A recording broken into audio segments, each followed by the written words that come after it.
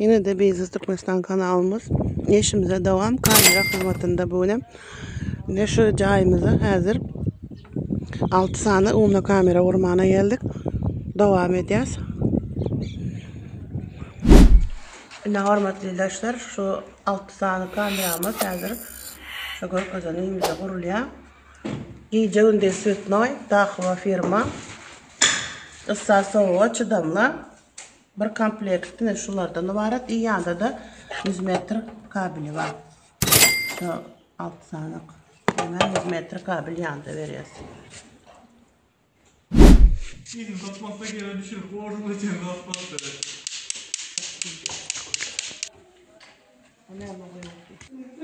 Ne hürmetli arkadaşlar, mehribanlar ne?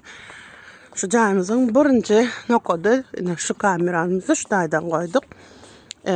Müşterimiz şu tarafına görüp bile yolun üstü bu kaptalları abzoru şular yalıyer alya. Hem sesini görüp eşitip bile hem görüp bile hem gece gündüz sütnoy mehribanlar şu kameralarımız. Yine devam edeceğiz. 6 kamera niyelere koyuldu. Devam edelim. Mehribanlar bulam ikinci kameramız. Bu kameramızın müşterimizin şu tarafına alya.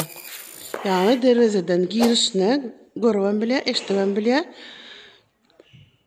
gece gündüz sütnoy.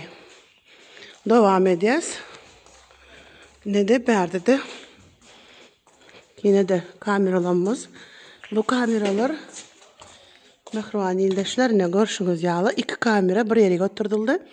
Berkisi müşterimizin şu tane abzor ediyor. Şu tarafını görüveliyle şey de tutuş. Ana kameramızı yine müşterimizin ayı uç tarafını yani melleğini ayı uç tarafını tutuş görüp eşitip biliyor.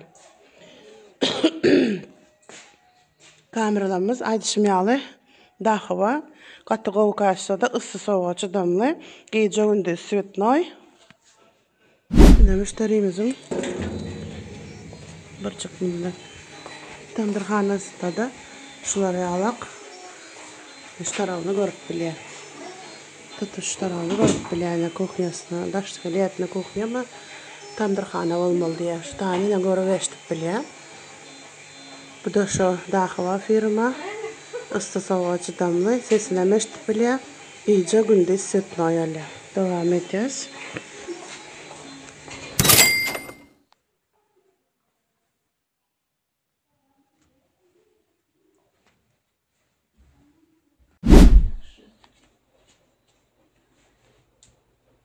Şu atamaz onu versene. Hala. A są uneme, провод, uneme, Ne ettiniz?